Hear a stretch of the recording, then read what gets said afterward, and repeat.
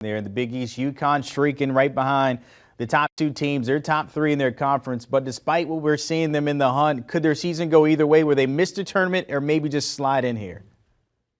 I think they're going to make the tournament with room to spare. Once they get there, then they have a wide spectrum. UConn is doing well under Dan Hurley. It's got Adama Sanogo, who's a top 10 big in the country. He's been significant this season. This is a very good test.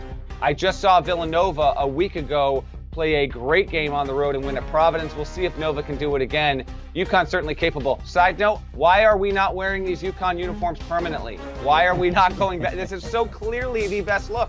I don't get this. But yeah, you see the record here.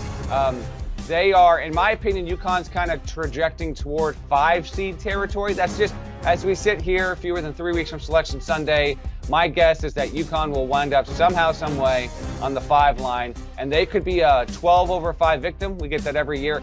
Or they're good enough if they're a 5 and you get to the second weekend and you play a 1 seed. UConn has the talent. RJ Cole's a really good shooter. They've got Andre Jackson, a really fantastic talent. They've got enough overall to beat a 1 seed.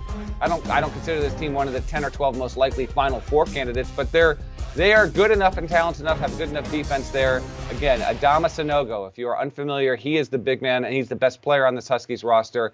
I just think if we're looking at this from a national perspective, this is one of those big brand teams that's a little bit hard to project. They're just as likely to get upset in the first round as they are to make an Elite 8 runner. So big test at home on Tuesday night against Villanova. I think it'll be a close one. By the way, they also played Creighton, their second to last game of the season. The other is DePaul and Georgetown. So that really doesn't help out their resume based on what we've seen from the other twos. And Georgetown is just a mess right now. So we'll leave it at that. As always, Matt Norlander, appreciate your time. The Eye of College Basketball Podcast. You can catch him here, always breaking it down, of course, from the Big East, what we've been seeing, of course, Nova, then also the Big 12. We've been saying maybe 5 or 6 teams might come out of that conference. The ACC, not so much.